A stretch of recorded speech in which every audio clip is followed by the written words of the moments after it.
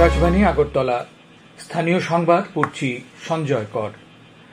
আসন্ন লোকসভা নির্বাচনে প্রথম পর্যায়ের ভোটের জন্য আজ মনোনয়নপত্র দাখিলের শেষ দিন। উৎসবের জন্য বিহারে আগামীকাল প্রথম পর্যায়ের মনোনয়নপত্র দাখিলের শেষ দিন। গত 20 মার্চ বিজ্ঞপ্তি জারির মধ্য দিয়ে মনোনয়নপত্র দাখিল শুরু হয়। আগামী 19 এপ্রিল প্রথম পর্যায়ে 20টি রাজ্য এবং কেন্দ্রশাসিত অঞ্চলের লোকসভার 102টি আসনের জন্য ভোট গ্রহণ করা হবে। এর সঙ্গে অরুণাচল প্রদেশ ও সিকিম বিধানসভা নির্বাচনেরও ভোট গ্রহণ করা হবে।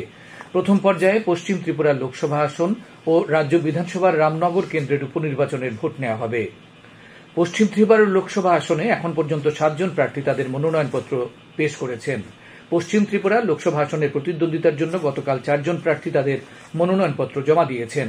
তারা হলেন বহুজন মুক্তি পার্টির প্রার্থী Bajral Debnath, Republican Party of India Athawale দলের প্রার্থী আইনজীবী অর্ণব রায়, নির্দল প্রার্থী রমেন্দ্র রিয়াং ও বলরাম দেববর্মা। ইতিপূর্বে এই আসনে মনোনয়নপত্র জমা দিয়েছেন SUCI এর অরুণ ভৌমিক, আমরা বাঙালির গৌরীশঙ্কর নন্দী ও নির্দল প্রার্থী মিলন পদমুরা সিং। এদিকে আগামীকাল পূর্ব ত্রিপুরা লোকসভা আসনের নির্বাচনের বিজ্ঞপ্তি জারি করা হবে। লোকসভা নির্বাচনে পশ্চিম ত্রিপুরা আসনের বিজেপি প্রার্থী বিপ্লব কুমার দেব এবং রামনগর বিধানসভা কেন্দ্রের উপনির্বাচনে বিজেপি প্রার্থী দীপক মজুমদার আজ মনোনয়নপত্র পেশ করবেন। এর আগে আজ সকালে 10টায় আগরতলা রবীন্দ্র শতবার্ষিকী ভবন প্রাঙ্গণ থেকে এক মিছিলে অংশ নেবেন মুখ্যমন্ত্রী অধ্যাপক ডাক্তার মানিক সাহা ও হরিয়ানার মুখ্যমন্ত্রী নায়াব সিং সাইনি। বিজেপি রাজ্য সভাপতি রাজীব ভট্টাচার্য গতকাল এ খবর জানিয়েছেন।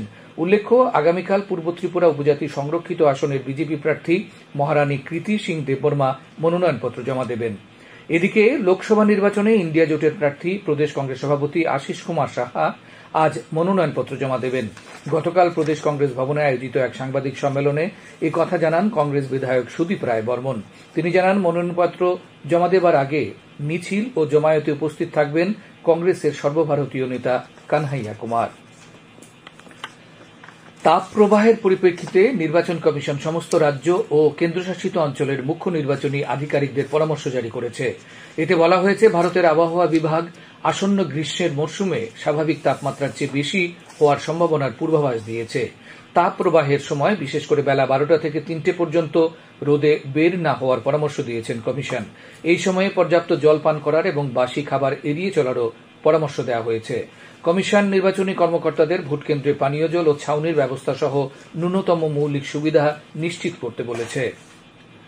পশ্চিম ত্রিপুরা সংসদীয় কেন্দ্রের রিটার্নিং অফিসার তথা পশ্চিম জেলার জেলাশাসক ড বিশাল কুমার আকাশবাণীর সংবাদ সেবা বিভাগকে জানিয়েছেন, পশ্চিম ত্রিপুরা আসনের জন্য ভারতের নির্বাচন কমিশনের নিযুক্ত 2 জন সাধারণ পর্যবেক্ষক, 2 জন পুলিশ এবং 1 জন ব্যয় পর্যবেক্ষক সহ মোট 5 জন পর্যবেক্ষক আগরতলায় পৌঁছেছেন। তিনি বলেন, যে পর্যবেক্ষকদের ভূমিকা হল রাজনৈতিক দলগুলো এবং তাদের প্রার্থীরা নির্বাচন কমিশনের নির্দেশগুলো মেনে চলছেন কিনা তা খতিয়ে দেখা। তিনি জানান, আদর্শ আচরণবিধি লঙ্ঘনের বিষয়ে এখন পর্যন্ত 2 থেকে 3টি অভিযোগ পাওয়া গেছে এবং এক্ষেত্রে যারা দোষী সাব্যস্ত হয়েছে তাদের কারণ দর্শানোর নোটিশ দেওয়া হয়েছে। ড কুমার আরও বলেন, নির্বাচন কমিশন থেকে সুষ্ঠুভাবে নির্বাচন পরিচালনার জন্য রাজনৈতিক দলগুলোর সঙ্গে নিয়মিত বৈঠক করা হচ্ছে। রামকৃষ্ণ মিশন ও মঠের অধ্যক্ষ স্বামী শরণানন্দজি মহারাজ গতকাল রাতে কলকাতার রামকৃষ্ণ সেবা সদন হাসপাতালে শেষ নিঃশ্বাস ত্যাগ করেন। মৃত্যুকালে তাঁর বয়স হয়েছিল 95 বছর। বার্ধক্যজনিত কারণে তিনি বেশ কিছুদিন যাবৎ অসুস্থ ছিলেন। তাঁর প্রয়াণে বিভিন্ন মহলে শোকের ছায়া নেমে আসে। ত্রিপুরা মধ্যশিক্ষা পর্ষদ পরিচালিত এই বছরের মাধ্যমিক ও উচ্চ মাধ্যমিকের ফলাফল আগামী 10 জুনের মধ্যে প্রকাশিত হবে। পর্ষদ সভাপতি ড ধনঞ্জয় গণ চৌধুরী গতকাল এ খবর জানিয়েছেন। তিনি জানান, মাধ্যমিক পরীক্ষার ইতিমধ্যে শেষ হয়েছে। উচ্চ মাধ্যমিক পরীক্ষা শেষ হবে আগামী 30 মার্চ। এরপর 24 এপ্রিল থেকে উত্তরপত্র মূল্যায়নের কাজ শুরু হবে।